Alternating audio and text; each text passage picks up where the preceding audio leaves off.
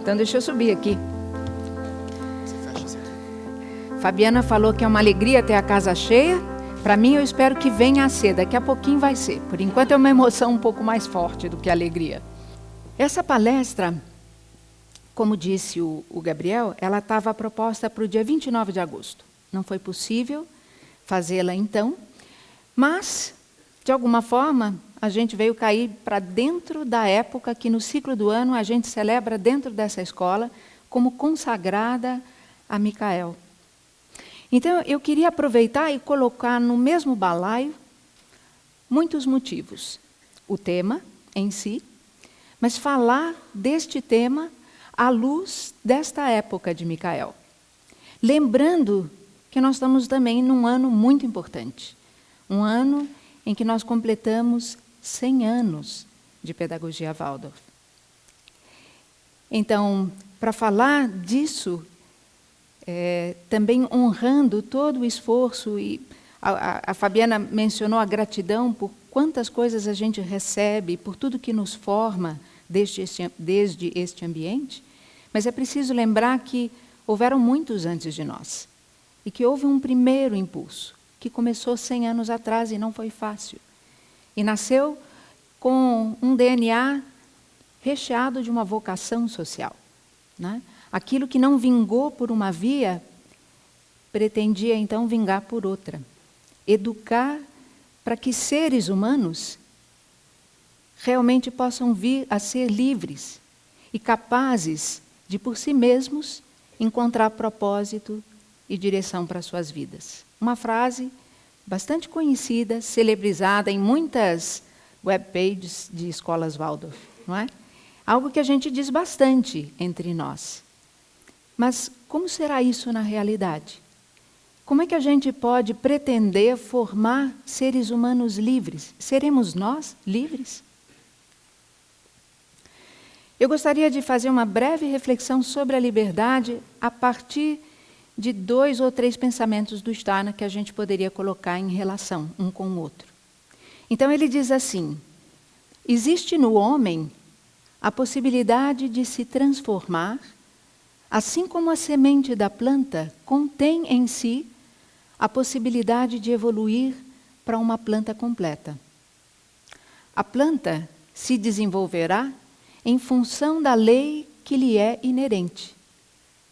O homem permanece em seu estado imperfeito, a menos que assuma a si mesmo como uma matéria a ser transformada por força própria. Quer dizer, a semente da planta, ela já traz em si intrínseca a força que levará a efeito a planta que em potencial ela encerra. Mas no homem não há nenhuma garantia de que ele levará a efeito todo o potencial ao qual ele, a princípio, está predisposto ou predestinado. Ele precisará assumir isto como uma tarefa dele mesmo. Isso por quê?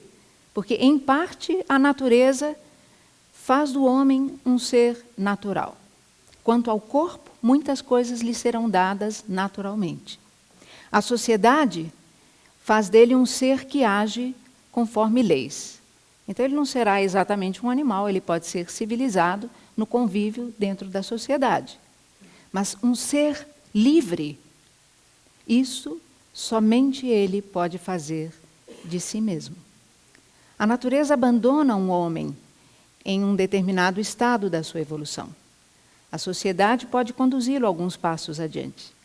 Mas o último aperfeiçoamento, esta liberdade, somente ele pode dar a si próprio. E nenhum outro ser humano poderá fazê-lo por ele. Porque a liberdade, por definição, tem de ser conquistada. Não é possível ser dada. Mas se ela tem de ser conquistada, a nossa tarefa como educadores, qual poderia ser? Se eu não posso dar a ele liberdade, porque então ele vai estar numa relação de dependência comigo. Então é preciso que eu dê a referência. É preciso que eu esteja continuamente no meu próprio processo de conquista da minha liberdade, de me tornar o ser humano mais digno que eu puder ser, de forma que, através deste exemplo, desta referência, dentro do outro, ele também possa evocar o seu próprio destino interior e se deixar educar por ele. Toda educação é autoeducação. E nós, na qualidade de professores e educadores, em realidade formamos apenas o ambiente em que a criança se educa a si mesma. Nós devemos lhe propiciar o ambiente mais favorável possível, porque junto a nós, para que junto a nós, ela se eduque da maneira como deve ser educada pelo seu destino interior. Então eu não posso dar a liberdade, mas eu posso estar continuamente num movimento da minha própria conquista dessa liberdade. Mas o que significa, então, ser livre? Então esse é um tema que a gente vai explorar. E vamos explorar também, à luz deste ser que foi reconhecido por Steiner como o regente justamente da época que nós vivemos. Aquele que foi também chamado por ele de campeão, herói da liberdade.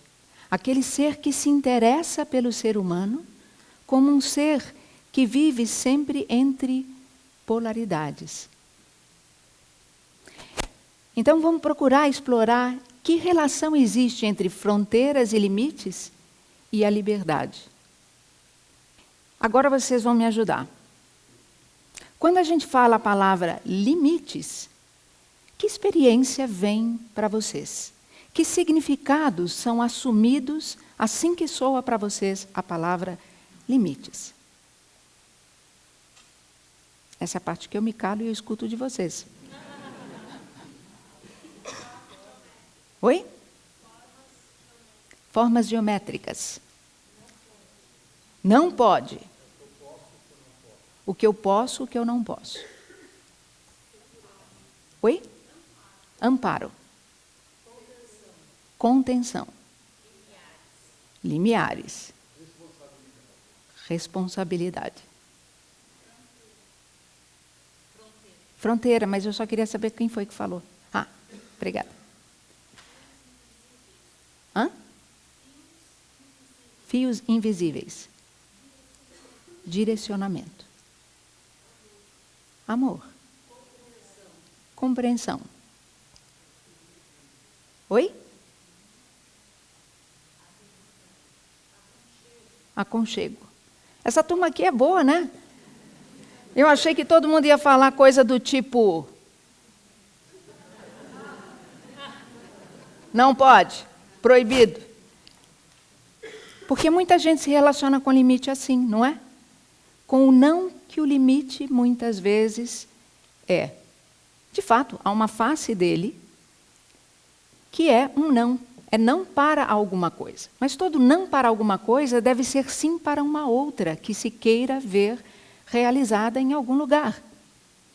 Então, se de um lado a gente pode ter fronteira, limite, limiar, contenção, e muitas dessas placas estão imediatamente vinculadas ou assumem uma conotação ou expressão de uma forma de limite, não é?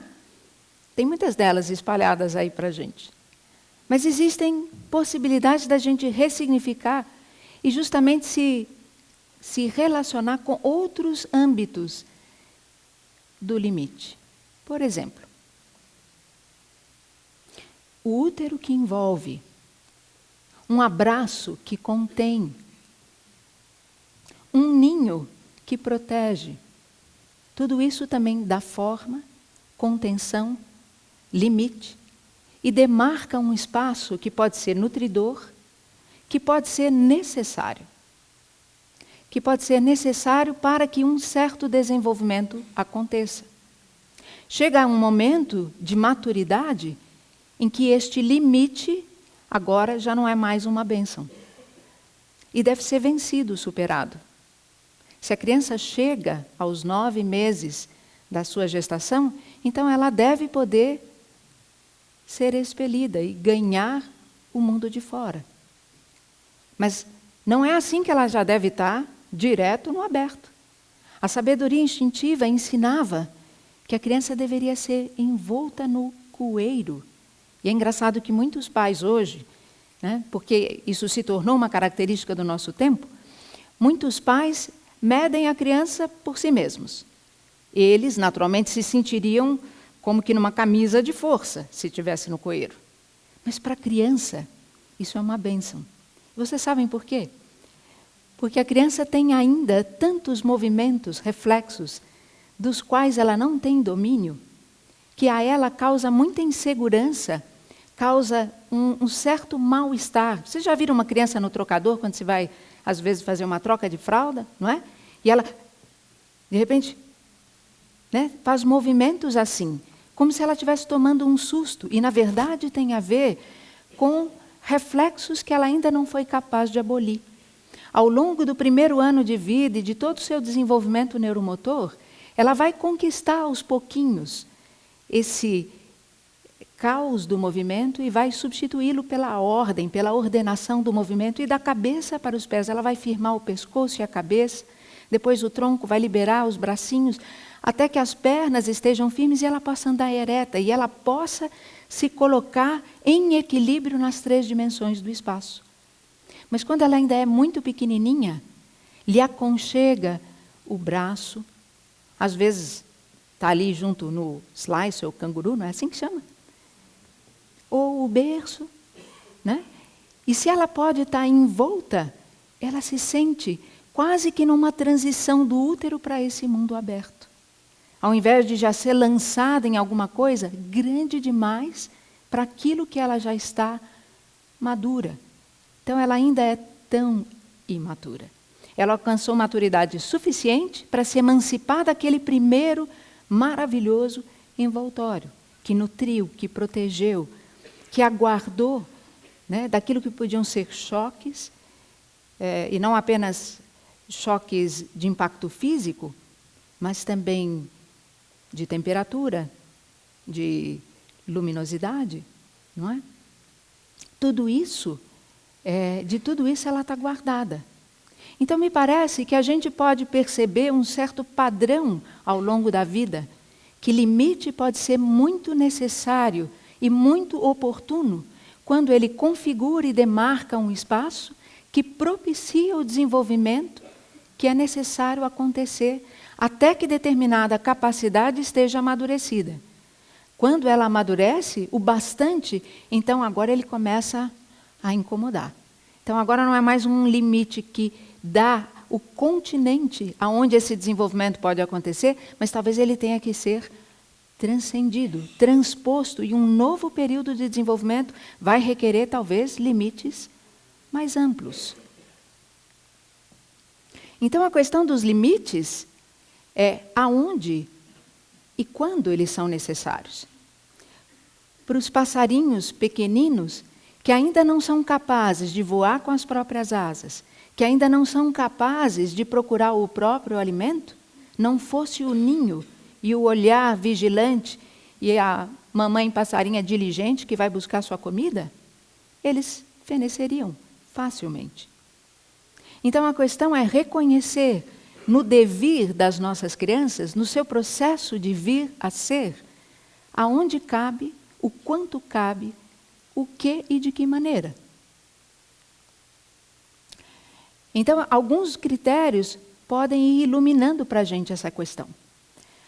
Quando uma criança já tem uma capacidade suficientemente desenvolvida para poder exercitá-la, ou quando ela começa a despontar no seu desenvolvimento e ela precisa se confrontar com experiências onde justamente, empiricamente, ela vai testar os seus limites, o quanto ela dá conta e o quanto ela ainda não dá. Então, nesse exercício, cada vez que a criança já pode fazer algo, e eu roubo dela, subtraio dela essa oportunidade. Então, eu, na verdade, estou roubando ao próprio eu desta criança a possibilidade de autorrealização, de conquista de autoconfiança, de um exercício de uma capacidade própria. Então, há que conhecer o ser humano de um lado, em seu devir. E esse é um conhecimento que a gente já perdeu. Ele já existiu como uma sabedoria instintiva, não como algo que informava as ações conscientemente. mas como uma sabedoria subconsciente ou inconsciente. E as ações eram sábias, sem que se questionasse o que, ou porquê, ou como. Mas, de certa maneira, e este é o cenário da nossa época, este instinto sábio foi como que se esvaziando desta característica, para que justamente nós fôssemos forçados, olha só, a pedagogia do mundo espiritual em relação ao ser humano. Então, agora nós temos uma capacidade nova e precisamos exercitá-la. Nós temos uma capacidade agora de pensar e descobrir a partir de um esforço consciente próprio, o que antes jazia no inconsciente de maneira sábia. Então, algo é retirado e isso cria limitações para nós, cria dificuldades, mas, de certa maneira, é justo essa dificuldade que nós somos conclamados a vencer, para que uma capacidade nova em nós possa ser exercida plenamente e nós possamos evoluir. Então, as crianças, a elas se deve permitir o desenvolvimento das capacidades que já estão disponíveis. Uma vez presentes, permitir que elas atuem a partir dessas capacidades, confere a elas confiança nas próprias possibilidades, proporciona a elas o sentimento de autonomia e liberdade. Então, é uma questão de um lado, ter referências que vêm do conhecimento do ser humano e dos seus estágios de desenvolvimento. De outro, uma observação e algo que é meio empírico. A gente testa dentro de um certo cuidado. E à medida que a criança revela, né, que consegue preencher aquele âmbito com suas próprias forças, então dali a gente recua. Ela ganha espaço. E os limites que nós impunhamos se dilatam. Vocês conhecem a história do Reinaldo, o jovem príncipe? Alguns na escola de pais já devem conhecer. Não? Vou contar para vocês uma historinha. Reinaldo era um jovem príncipe de um rei muito justo e muito próspero. Mas ele ficava zangado todo dia de manhã, porque ele acordava e já tinha uma lista de tarefas. E as tarefas iam desde organizar o seu quarto, guardar seus brinquedos, lavar o cavalo, escovar o cavalo que ele fosse usar, limpar seus sapatos, enfim, uma série de tarefas. Aí ele já chegava meio emburrado para o café da manhã no salão real. E o pai fazia vista grossa, não ligava muito e falava, acho bom você fazer logo suas tarefas, porque hoje você recebeu um convite especial. O rei do reino vizinho tem um filho mais ou menos da sua idade e você foi convidado a conhecê-lo. Acho bom você ir para estreitar os laços.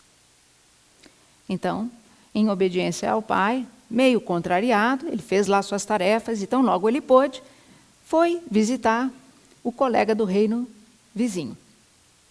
Chegou lá, entrou no castelo, foi saudado pelo outro príncipe, e tinha uma mesa rica de iguarias, né, servida para ele, e ele ficou encantado com tudo aquilo e percebeu que o outro príncipezinho era cheio de servos, ele tinha pelo menos 3 à sua inteira disposição, e tudo que ele fazia era dar ordens. Então ele gostou muito do passeio, mas assim que ele voltou, ele foi imediatamente procurar pelo pai, pelo rei, e falou assim, pai, por que você faz isso comigo? Eu sou o único príncipe que tem tantas tarefas. Já ouviram esse filme antes? Eu sou o único que não pode fazer isso e aquilo, o único que tem que fazer isso e aquilo. Né? Então ele chegou e falou assim, eu sou seu único herdeiro, você devia me tratar de outra maneira. Por que eu tenho tantas tarefas para fazer? Eu vi o que é ser um príncipe herdeiro. Eu vi lá, ele é só dar ordem. E aí o rei, bem paciente, né? Vocês veem a sabedoria dos cabelos brancos, olhou para o filho e falou, meu querido filho, e o reino dele era bastante grande? Não, bem menor do que o nosso. E o castelo dele? Também é menor. Pois é, anos atrás, o reino dele era bem maior do que o nosso. Mas eles foram perdendo o território e nós, os seus antepassados, fomos conquistando o território. Fomos comprando terras deles e fomos crescendo. E o meu pai, o seu avô, sempre me dizia, como é que você pretende reger um reino se não é capaz de limpar os próprios sapatos? Como você espera governar todo o povo se não tem ordem no seu próprio quarto? Meu filho, é preciso aprender as pequenas tarefas, porque elas nos preparam para as grandes, quando a gente as tiver de executar. Se você não puder aprender a lavar a sua própria roupa, como é que você vai poder apreciar a qualidade do serviço de alguém que o fizer? Mesmo para reger e estar numa posição de comando, é preciso ter aprendido. E é preciso conhecer o valor do trabalho de cada um. É preciso ter a humildade de passar por todas essas tarefas. O reino deles, que já foi bem maior, hoje é menor do que o nosso. E aí, o que é que você me diz? Aí ele ficou um pouquinho em silêncio e falou, eu digo que eu tenho uma lista de tarefas a cumprir, vou começar pelo meu sapato que sujou de lama no caminho. Então, é muito salutar se a criança pode ter no seu ambiente, mesmo havendo pessoas que possam realizar por ela, dentro da comunidade familiar ou dentro da casa, várias destas tarefas, é muito salutar se à criança são dadas pequenas responsabilidades que estão ao seu alcance. Que ela possa preparar. Isso também tem a ver com limite. Isso também tem a ver com permitir que a criança exercite capacidades e responsabilidade. Nós falamos de limite, alguém citou por aí, foi você, né? Responsabilidade. E é verdade. Se a gente não puder assumir e fundamentar com responsabilidade as nossas capacidades, nessa mesma medida é que nós seremos livres. E é muito importante que nós possamos deixar os nossos pequenos caminhar com as próprias pernas. É lindo ver uma criança ao final de um ano e pouquinho, dando seus primeiros passos. Vocês já olharam no olho dessa criança como ele brilha? Como ela se sente assim, o rei, né? Que conquistou um espaço físico. Ela agora domina aquele espaço. Hoje são os primeiros passinhos. Amanhã estará pelos caminhos do mundo. E de tal maneira que a uma certa altura nós faltaremos, ou não estaremos tão próximos, tão ao lado deles. É preciso prepará-los, não só para os dias de facilidade, de abundância, mas também para os tempos difíceis.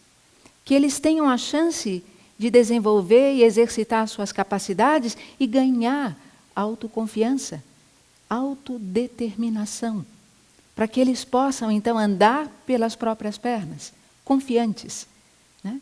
Então, é assim como naquela primeira imagem que abriu a nossa palestra, talvez alguns de vocês se recordem daqueles versos tão bonitos do Khalil Gibran, sempre a nos lembrar, vossos filhos não são vossos filhos, são filhos da ânsia pela vida. Vieram através de vós, não de vós. Podeis guardar e acalentar os vossos corpos por um tempo, mas não as suas almas, porque elas moram na mansão do amanhã. E ele nos compara a arcos e os filhos a flechas vivas. O arqueiro não somos nós. A gente às vezes pretende ser o arqueiro, mas nem nós sabemos para que alvo deve ser mirado. Porque essas flechas são vivas. Uma vez lançadas, elas criam asas, tornam-se pássaros e voam para onde devem ir. E é salutar que seja para longe do ninho. E que eles possam ter tido um ninho de tal maneira que eles queiram voltar de quando em quando e revisitá-lo. Não é? Então, não que a nossa omissão ou superproteção não os impeça de conquistar aquilo que eles necessitam como força, né, dentro de limites que eles vão superando. Que alegria tem a criança quando chega a gente para buscar na escola e ele subiu no galho mais alto da árvore. Ele não dava conta, mas naquele dia, naquela manhã, ele subiu como ele nunca tinha subido antes. Aí a professora espera. Ele fala assim, professora, me ajuda a descer? Não, você subiu, desce. Ele tem que aprender a subir e ir até onde ele consegue depois descer, porque, não é? Era assim que a nossa professora fazia, a jardineira fazia com os nossos. Tem uma outra historinha que alude a um outro aspecto da questão dos limites. E é a lenda de Gengis Khan. Talvez alguns de vocês já a conheçam também, mas como eu não posso presumir que todos a saibam, então vamos trazer um pouquinho dessa história. Então, conta-se que o poderoso Khan não era lá muito fã de seres humanos, não, sabe? Ele preferia alguns animais, entre eles o seu falcão. E, um belo dia, ele chamou os seus guardas e embrenhou-se na floresta com o falcão para caçar. Lançou o falcão, deixou que ele voasse, porque ele podia enxergar do alto muito melhor e achar onde estavam, né, as presas, as caças de maior valor. Mas a caça terminou um tanto frustrada. Era um verão muito quente, acho que eles já estavam em tempos de aquecimento global, e estava uma seca danada. Então, acho que os animais foram procurar onde tinha água. Então, um pouco frustrado, ele dispensou os seus soldados e falou: eu vou ficar ainda mais um tempo andando aqui na floresta. E como ele estava com muita sede, assim que ele viu um rochedo na frente dele, pelo qual descia um filetezinho de água, ele imediatamente deixou o falcão e pegou um cálicezinho de prata que ele sempre carregava consigo e foi encher o copo com água. E assim que o copo estava quase cheio e ele estava prestes a sorver o primeiro gole, vem o falcão e plum, derruba o copo da mão dele. Bom, tudo bem. Vai ver que o falcão também estava com sede, ele pensou. Pegou de novo o copo, deu uma limpadinha e tentou encher de novo. Estava na metade, demorava para encher, porque era bem pouquinha água que corria. Lá veio o falcão outra vez e blum, derrubou outra vez. Agora ele já ficou enfurecido. E já se preparou. Não vai, você fez duas, a terceira você não vai fazer. Eu gosto muito de você, você é meu animal favorito, mas não é assim não. E já ficou com o copo lá e a adaga que ele tirou da cintura pronta. Mas não encheu nem um quarto e o falcão já veio de novo. Aí ele não teve dúvida, cravou a adaga no falcão.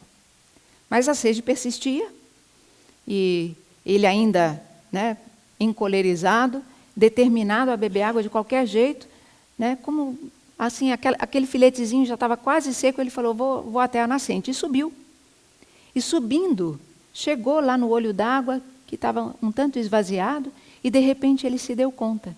Estava ali uma serpente destilando o seu veneno, e se não fosse pelo falcão, e ele tivesse bebido água, ele podia não estar mais nesse mundo. E é assim que acontece muitas vezes. Muitas vezes, uma criança quer algo. Ela quer e ela insiste, porque as crianças são muito voluntariosas. Mas ser voluntarioso não é o mesmo que ter vontade forte no sentido de poder se autodeterminar, de ser livre. E nós é que somos os responsáveis por ajudá-la a canalizar essa vontade, a fazer essa vontade valer naquilo que realmente importa.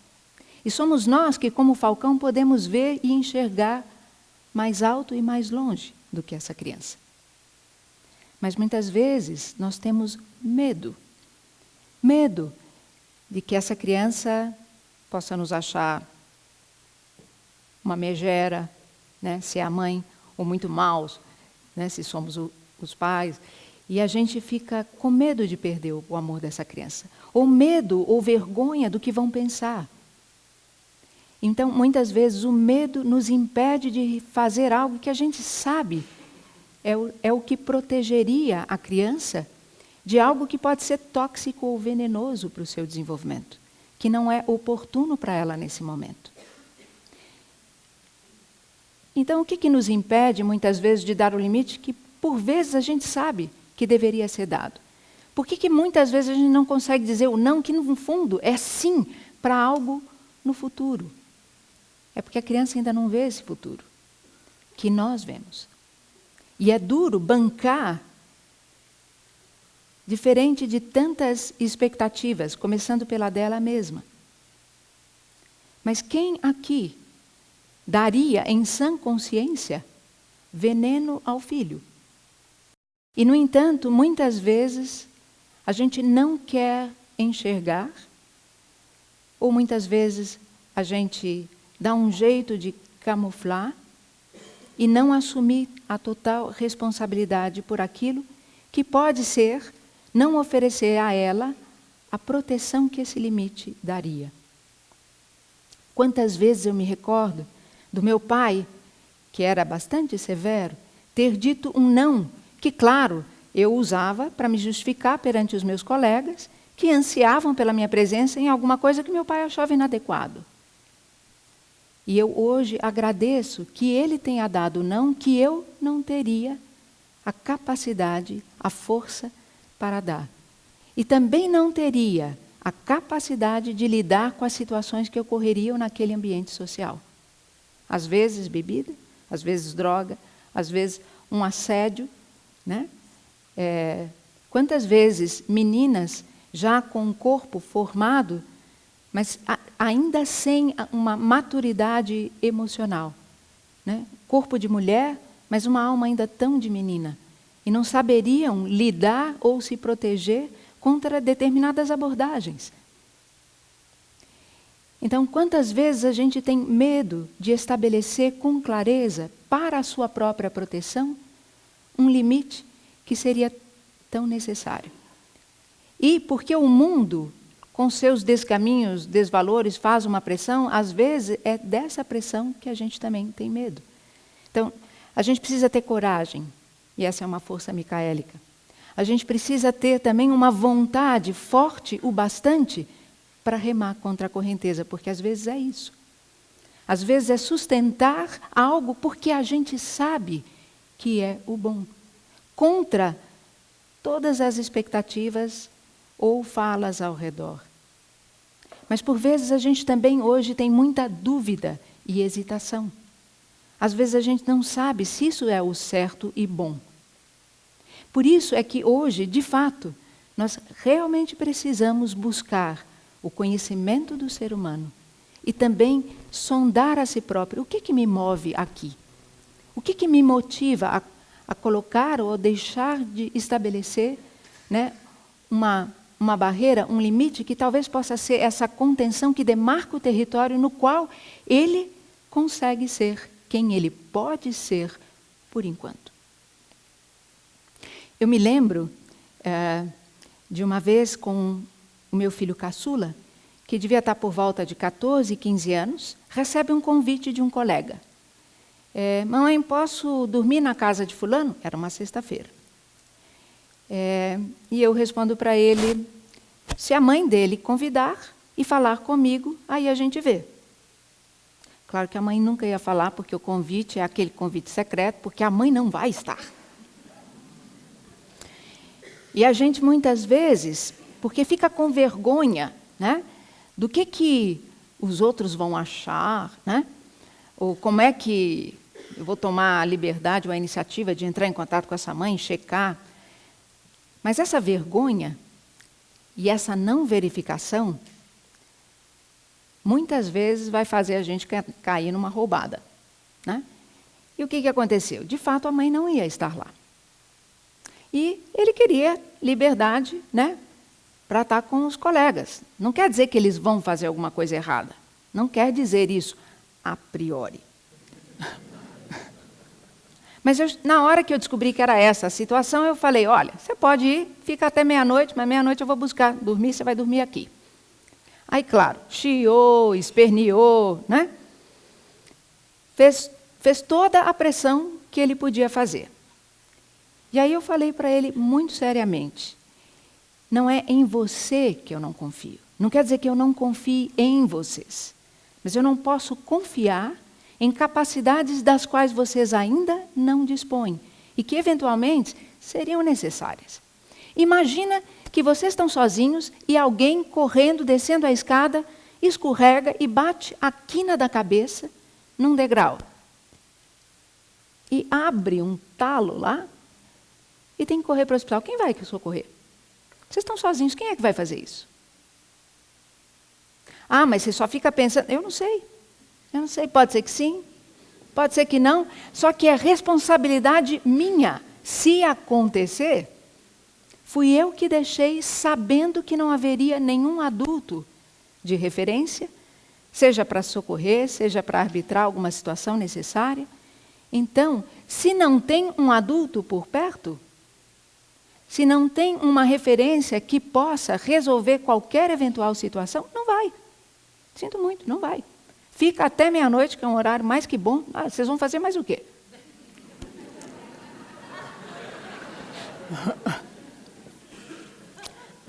É claro, chiou. Aí o irmão mais velho já tinha uma namorada, foi lá, ele era amiga dele, conversou, foi amaciando. Vai ficar de bico mesmo. Mas é o seguinte, nós temos que ter essa força, porque eles não enxergam o que a gente pode enxergar. Então, agora eles vão chiar, mas vai ter o tempo que vão agradecer. Então, tem um lado que é esse conter, que é proteger. E tem um lado que é o que acontece quando o mal está feito.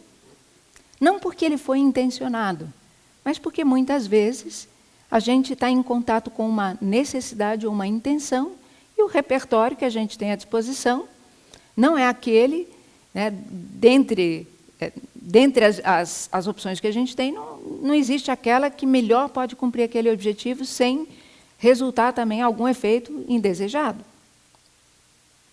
Então, é preciso a gente olhar que tem outros 2 aspectos, pelo menos. Né? Como é que a gente pode motivar uma criança e sensibilizá-la para algo que é preciso fazer, que eu sei que é preciso, mas ela não. E dentro dos critérios e do universo dela, ela não saberia. Como é que eu posso motivá-la? A partir de critérios próprios do seu universo lúdico. Como é que a gente pode abordar uma criança a partir da sua linguagem e não daquela do adulto? De novo, a gente precisa conhecer o ser humano. E, de novo, a gente também precisa exercitar essas habilidades. Hora de tomar banho. A criança está completamente absorta na sua brincadeira. Aí você vai lá uma vez. Está na hora de tomar banho. Ajunta tudo. Vamos embora. Entrou por um ouvido, saiu por outro, porque a brincadeira está muito mais interessante. Né? E que tal se você pudesse entrar um pouco na brincadeira e fazer essa brincadeira caminhar e se converter numa brincadeira que vai para o banho? Quantas vezes as jardineiras nessa escola vêm cantando e envolve, né, em alguma nova atividade e aí, por imitação, muitas coisas acontecem. Que nós, às vezes menos treinados, desavisados, inadvertidos, vamos lá tentar fazer no grito. Né? Aí você vai lá, quebra a espada, porque você fala 1, fala 2, fala 3, pior, você ameaça. E aí você faz aquela ameaça que no fundo, você não quer que ele te teste, porque você não está a fim de cumprir. Aí depois não sabe porque que fala 1000 vezes e não adianta. Mas qual é a palavra que tem valor? Eu vou dizer para vocês, no meu tempo, o pai falava uma vez, olhava assim, a gente nem triscava. Por quê? Porque a gente sabia que se pusesse, né, as asinhas de fora, tinha consequência. Não quer dizer que aquela consequência fosse a melhor. Né? Não estou fazendo apologia do castigo, muito ao contrário. E é nisso que nós vamos entrar agora.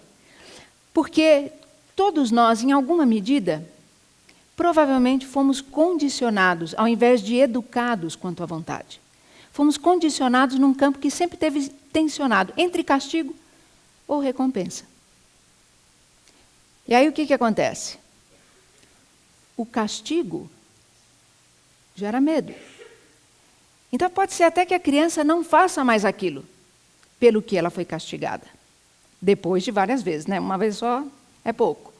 Mas ela nunca fará porque o certo e o bom é não fazer. Ela não vai fazer porque ela não quer que sobrevenha o castigo. Ou então a gente faz diferente. A gente recompensa, faz uma barganha. Se você fizer assim, você ganha isso. A cenourinha, né? Que o burrinho corre atrás.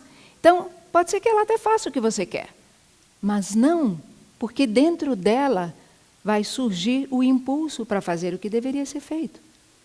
E sim, e apenas porque você está fazendo que nem bichinho. Não é assim? Cachorrinho faz xixizinho no lugar certo, dá-lhe biscoitinho. Faz no lugar errado, dá-lhe no focinho. Com bicho pode ser, mas com gente é diferente.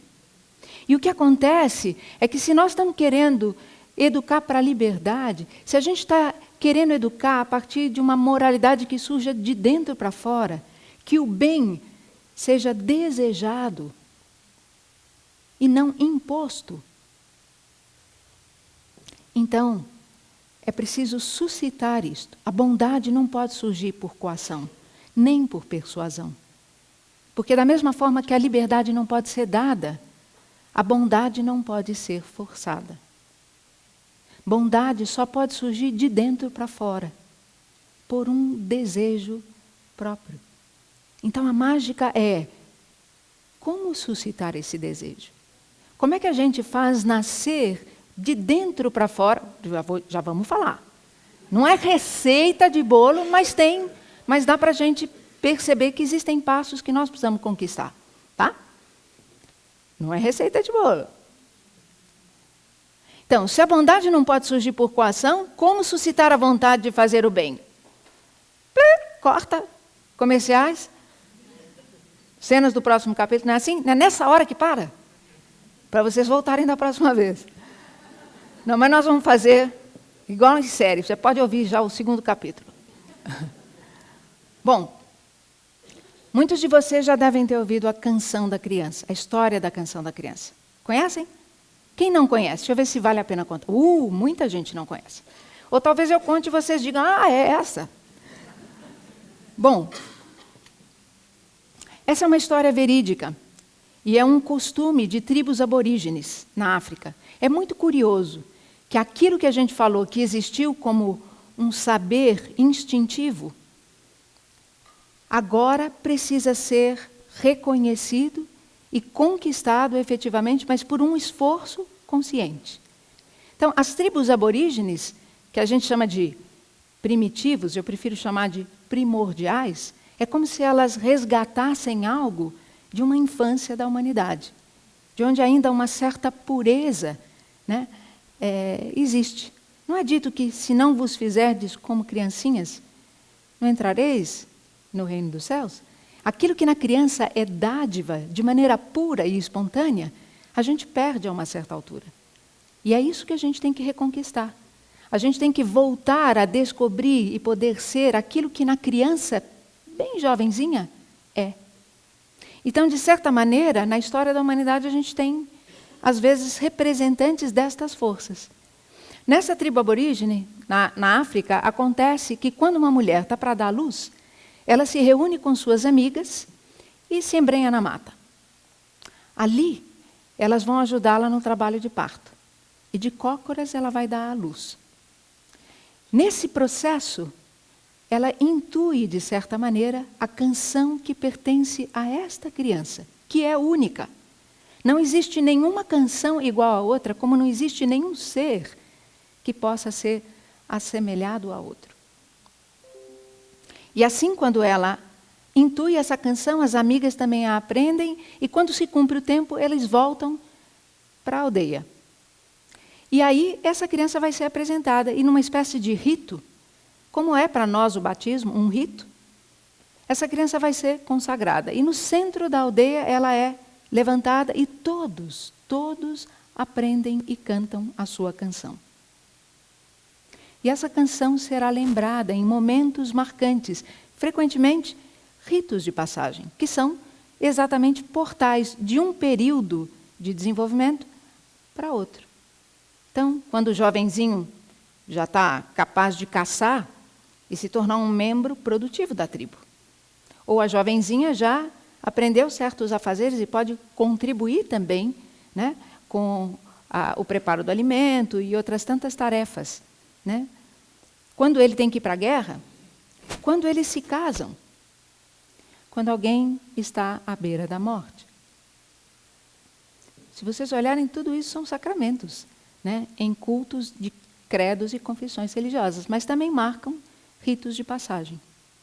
O fato é que, para além destes momentos marcantes que pertencem ao desenvolvimento de todo o ser humano, isso também se repete em um outro tipo de situação. E é aquele que acontece sempre que alguém comete um mal contra outro. Sempre que há uma conduta antissocial, que muitas vezes na nossa sociedade é reconhecida como um crime, passível de punição, nesta aldeia ninguém é punido, mas é levado ao centro da roda. E todos lhe cantam e cantam e cantam a sua canção.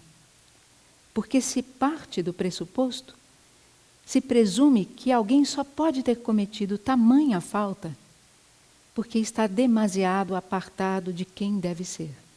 Se esqueceu demais de quem ele essencialmente é.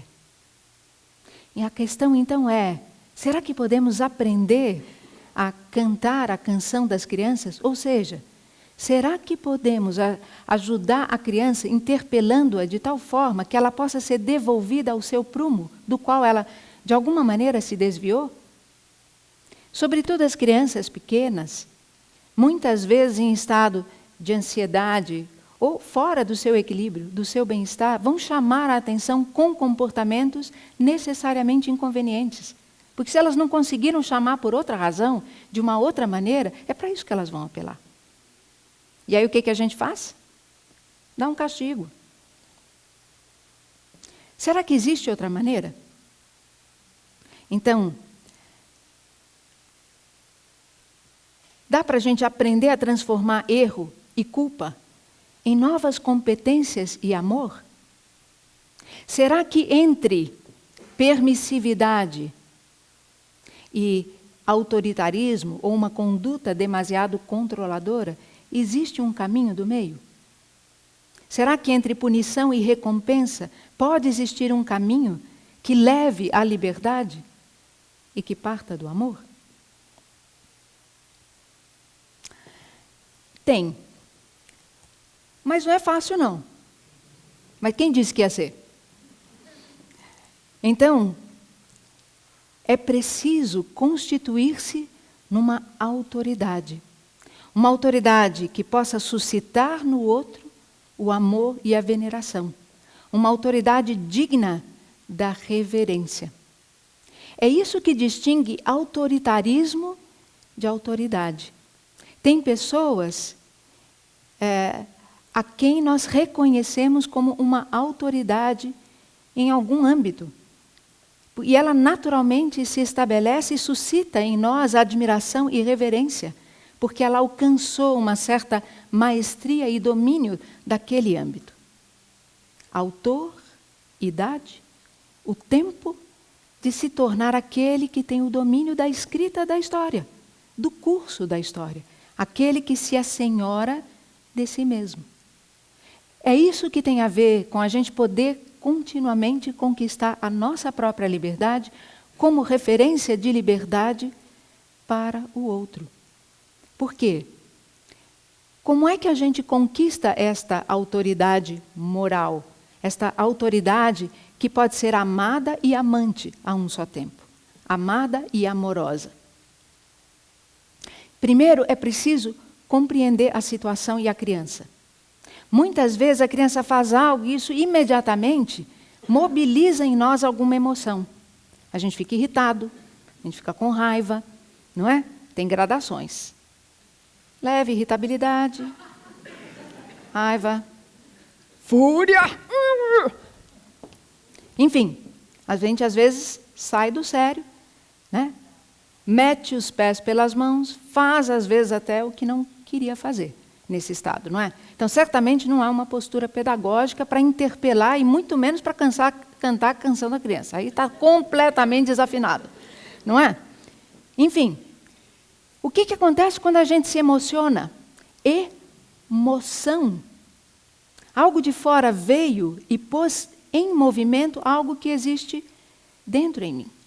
Quando um comportamento da criança chega para mim, de certa maneira me desafia, me testa, abala a minha autoridade. E eu não tenho, para contrapor a isso, uma resposta que seja clara, firme, serena e satisfatória, eu me emociono. A emoção é como um sentinela dessa minha relação com o mundo de fora e o mundo de dentro. Então, quando a gente se emociona, alguma coisa foi mais do que a gente consegue suportar ou oferecer como contra-resposta. Então, este não é o momento de abordar. Conta até 3, respira, né? Faz o melhor que você pode e depois você vai rever. Isso aqui que nós vamos abordar agora, e que parece receita de bolo, mas não é, vocês vão ver. Muitas vezes a gente não vai conseguir fazer de cara. A gente vai fazer nas situações já passadas, revendo, retrospectivamente. Mas aos poucos isso vai se incorporando e a gente vai se antecipando até que uma hora a gente, de repente, assusta e a gente está fazendo assim. Então, primeiro, eu preciso compreender a situação e a criança, porque no calor daquela emoção, facilmente o que acontece eu julgo a criança, eu a responsabilizo, inclusive, pelo que eu estou sentindo. Muito embora ela apenas tenha provocado, movimentado e não causado. Aquilo já era meu, já estava dentro de mim, só levantou a poeira. Muito bem. Então, o que acontece quando eu julgo? Em geral, vem depois o veredito e a execução da sentença. Né?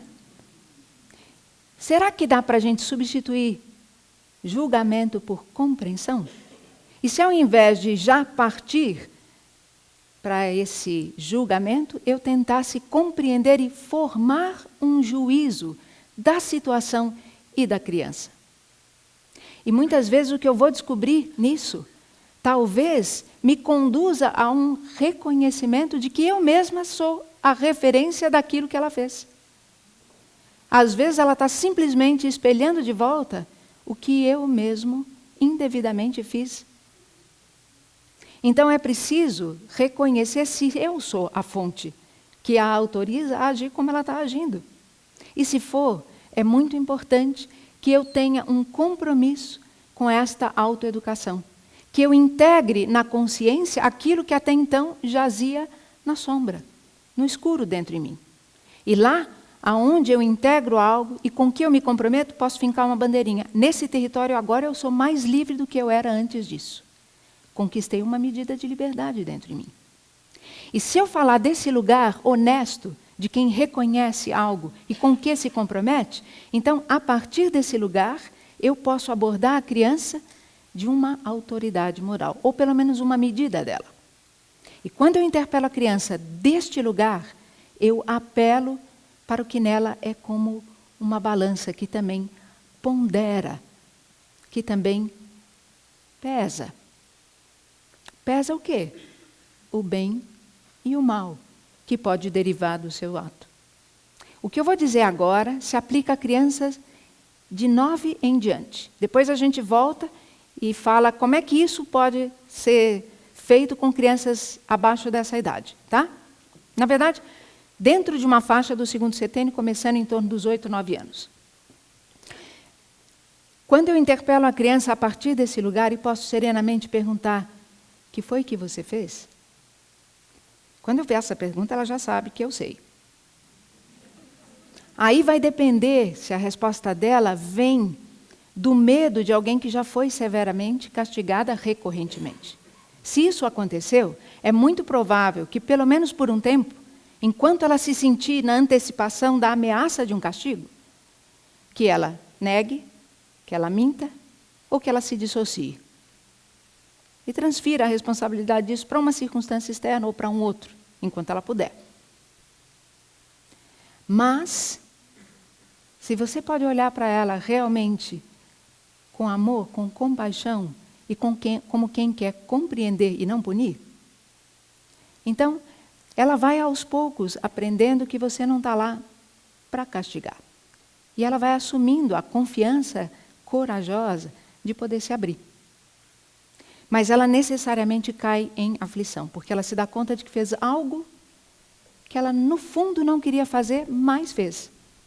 Porque muitas vezes o que ela quer fazer não é aquilo, só que resultou naquilo.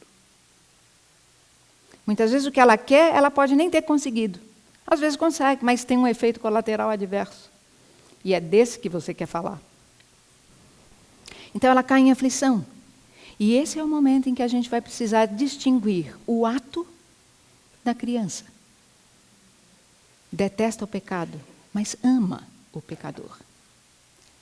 E aí, quando ela se sente assim vista, reconhecida no seu ser essencial e distinguida da falta que ela eventualmente cometeu, nós vamos ajudá-la a encontrar dentro do seu universo algo que ajude a reparar, como na balança. Se ela fez algo que pendeu excessivamente para um lado sombrio, escuro, feio ou mau, agora é preciso colocar do outro lado da balança algo que constitua um bem, que compense, equilibre, repare o mal feito. Então, para compreender a situação da criança, ajuda muito se a gente pratica um pequeno exercício, que eu aprendi com aquele sujeito ali, ó, na programação neurolinguística. Por acaso é meu marido hoje. Escolhi bem?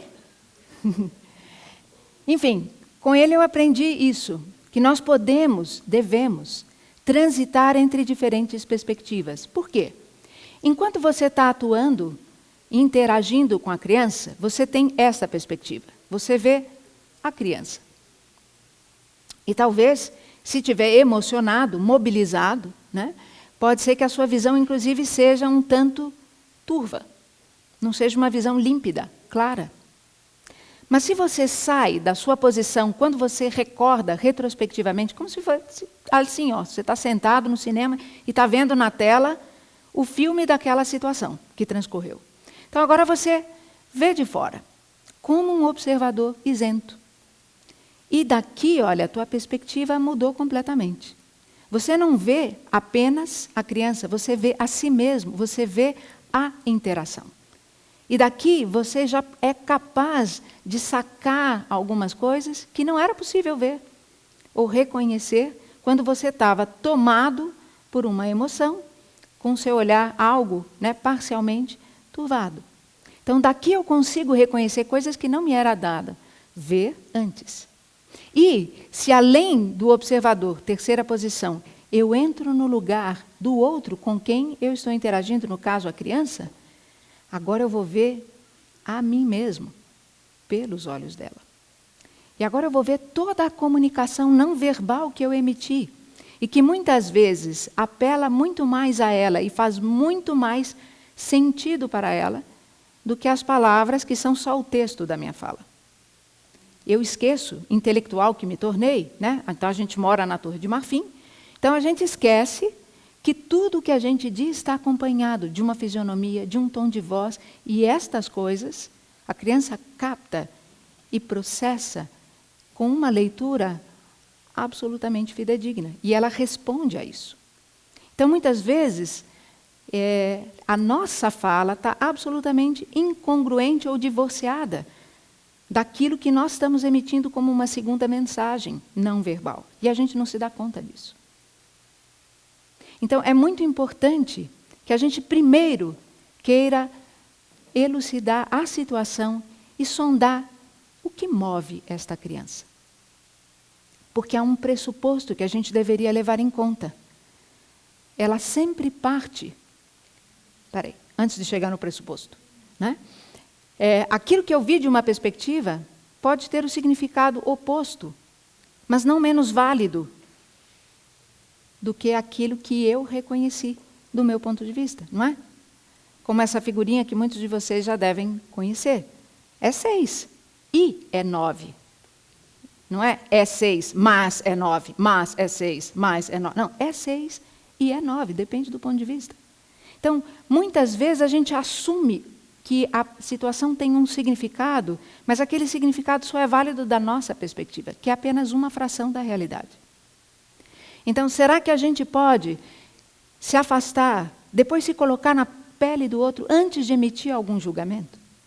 Será que a gente pode reconhecer e distinguir o que foi a intenção que a moveu? Qual o comportamento que ela utilizou na tentativa de cumprir ou chegar, né, a esta intenção? E qual o efeito que resultou? Porque são 3 coisas distintas. O comportamento e o efeito são visíveis, a intenção não. Mas, empaticamente, quando a gente transita por estas diferentes perspectivas, é perfeitamente possível a gente chegar a compreender o que vive naquela criança. Tem um exemplo que eu acho que... Já falei do filho caçula, vou falar do filho mais velho. Eu tenho que contemplar os 3 na palestra, porque já pensou, se eu chegar em casa, você falou bem, ele não falou de mim. Eu falei que eu tenho 3 filhos, o favorito, o predileto e o preferido.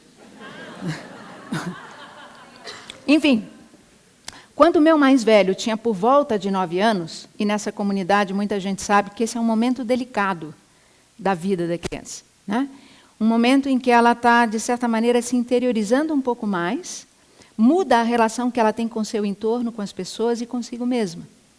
E de tal maneira que ela entra num estado de uma certa fragilidade emocional.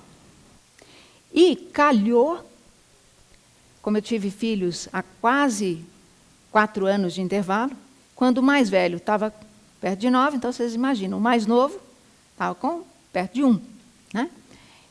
E aí o que acontece? Claro, o mais novo requer cuidados vitais, uma atenção e uma presença, que o mais velho começa a se ressentir. Pô, já tive que dividir com um, agora com mais outro?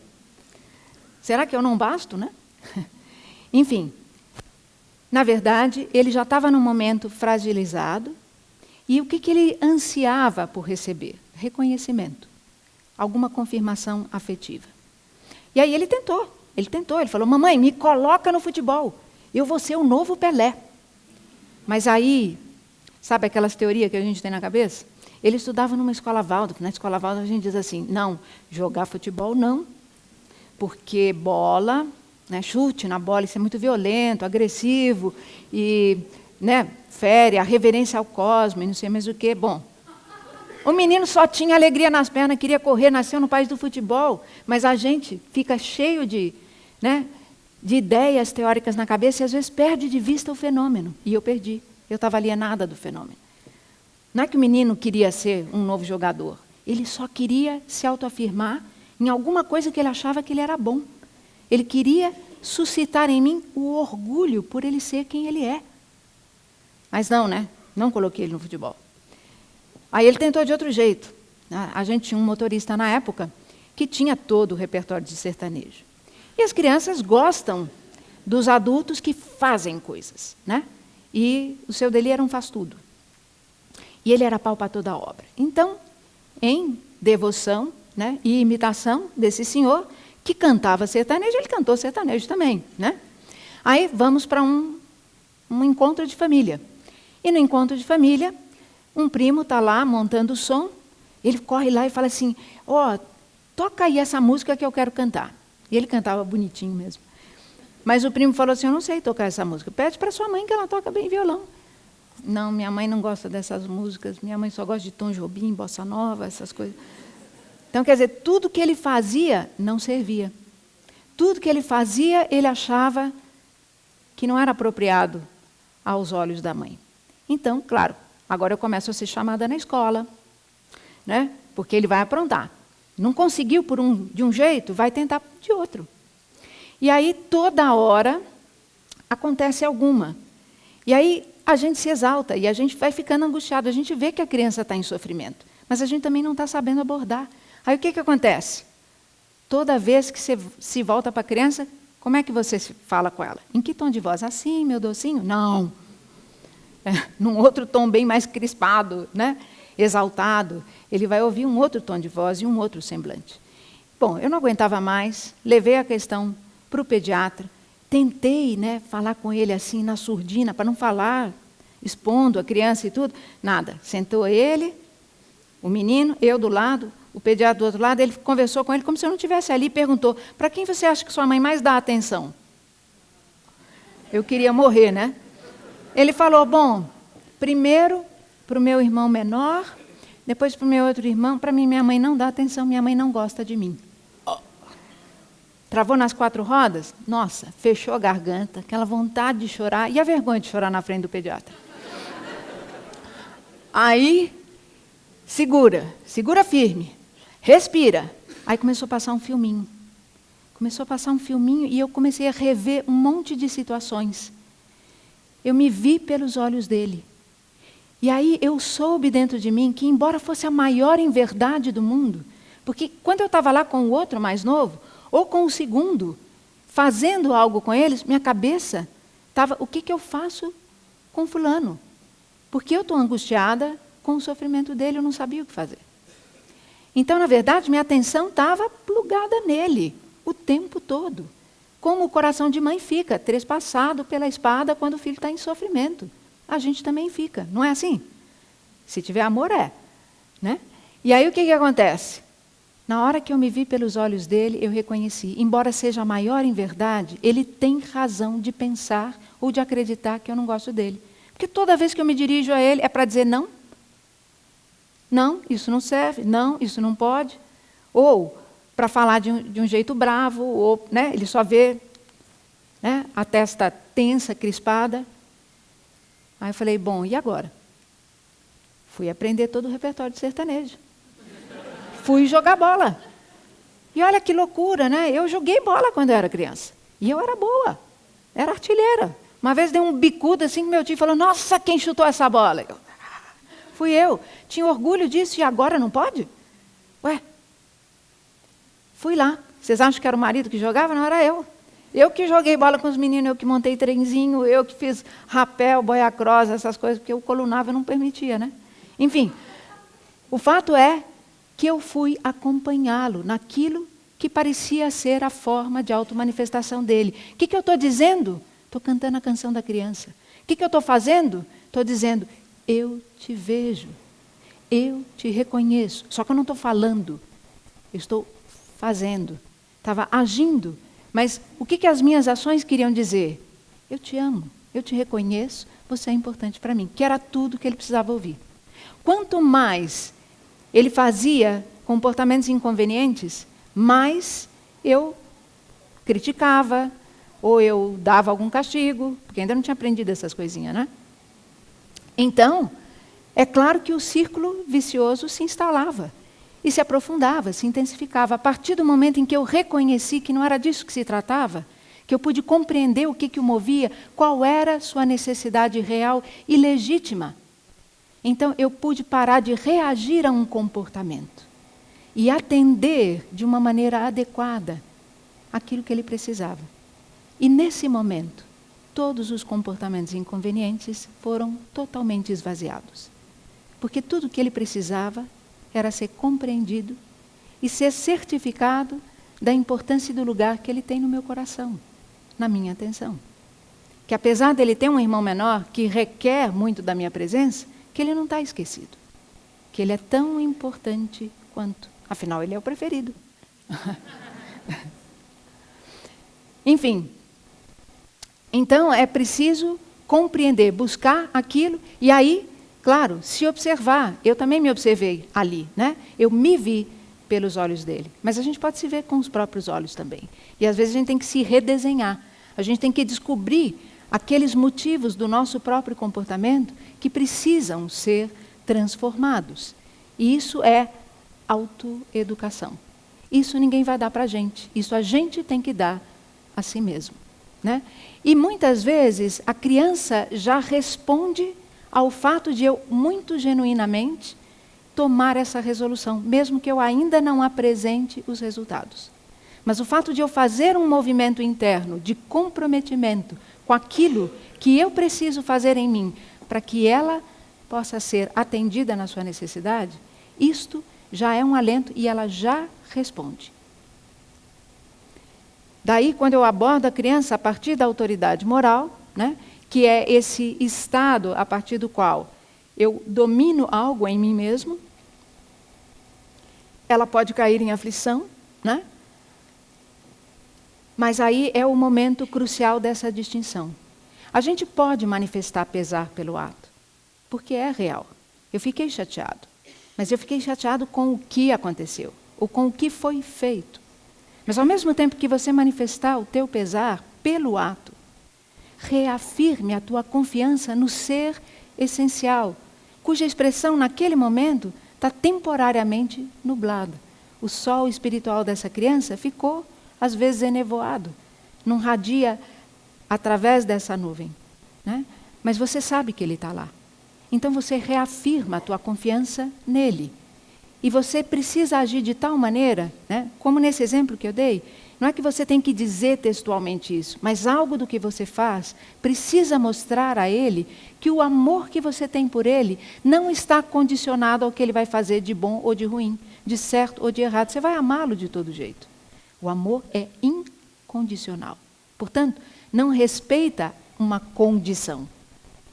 Ele precisa saber que não há nada que ele possa fazer de errado que diminua o seu amor por ele.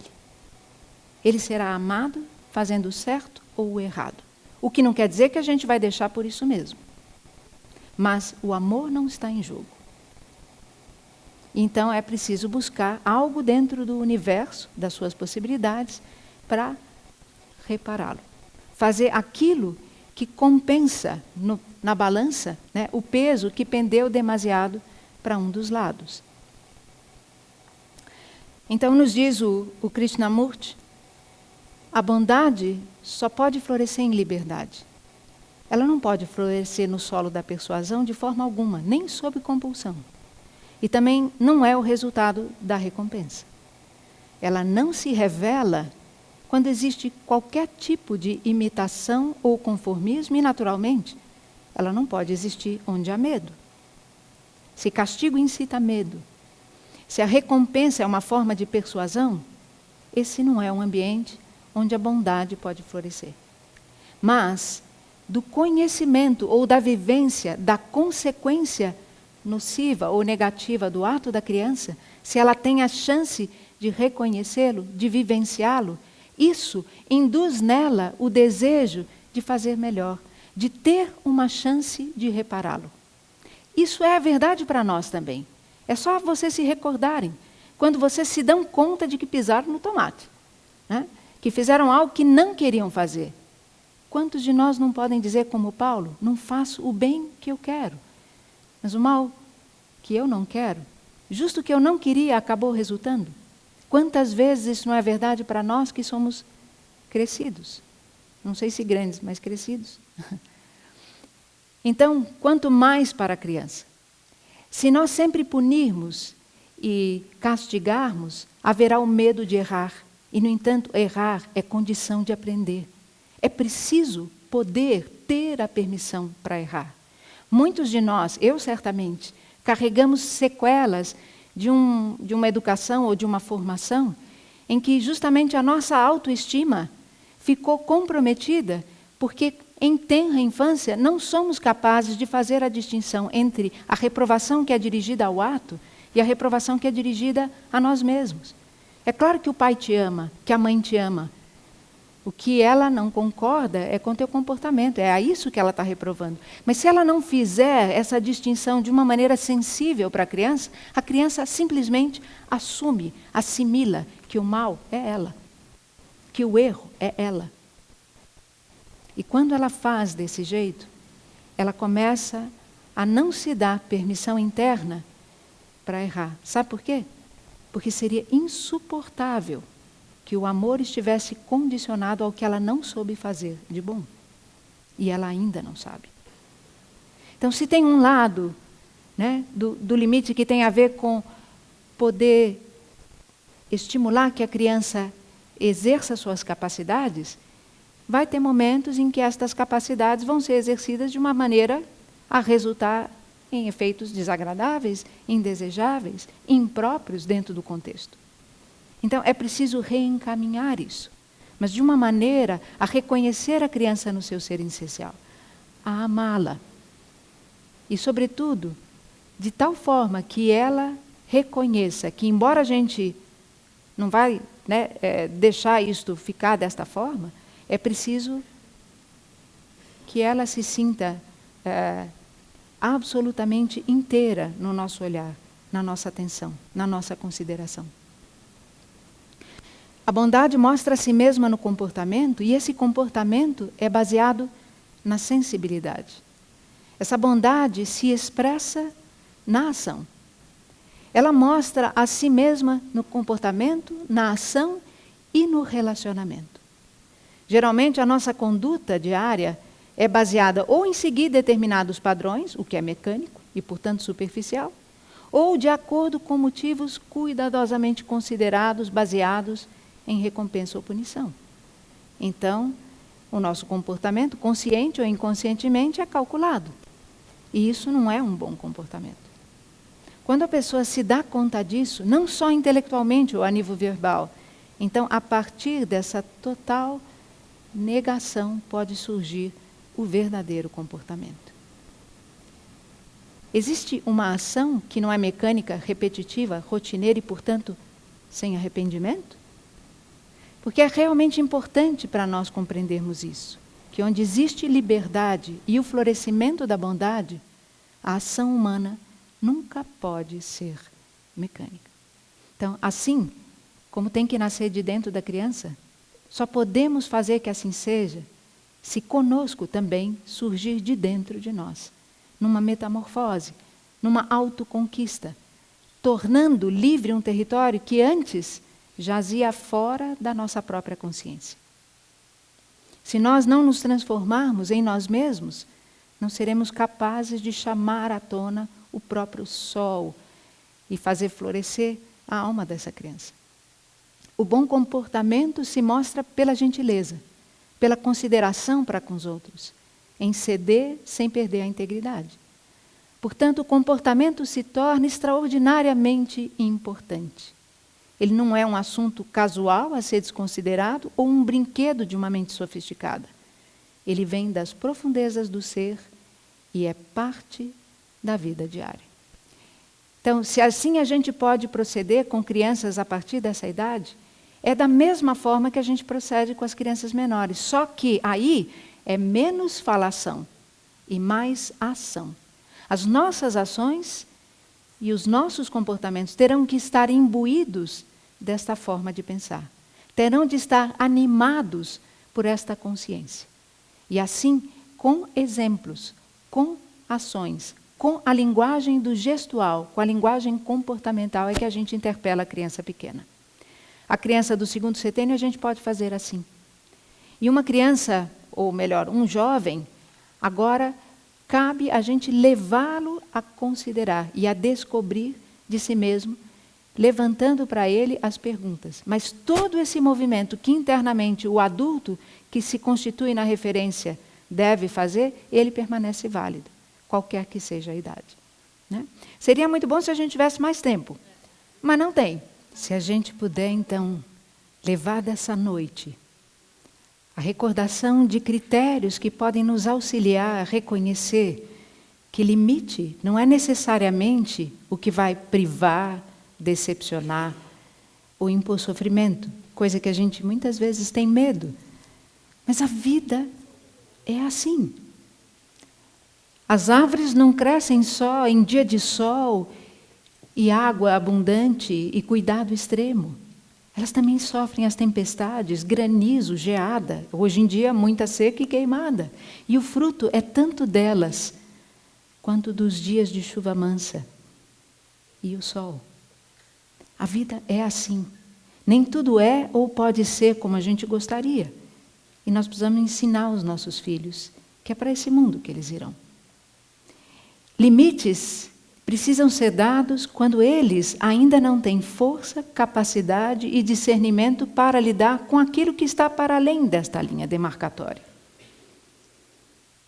Se ele não tem discernimento, autocontrole, se ele não sabe se deter diante de uma medida de tempo, então um instrumento, um dispositivo tecnológico que o fascina e cujo conteúdo ele talvez não possa digerir, talvez seja algo que um limite deveria, resguardá-lo de viver. Então, se a gente puder dar a contenção e o continente com amor, aonde ele se desenvolve, até que aquilo se torna algo que ele mesmo tem o ímpeto de transcender e transpassar, então ele terá se fortalecido e crescido para além dele. E nessa medida ele conquista uma certa liberdade. E quando se trata de comportamentos ou descaminhos, né, daqueles que se desviam do prumo, é preciso aprender a cantar a canção da criança.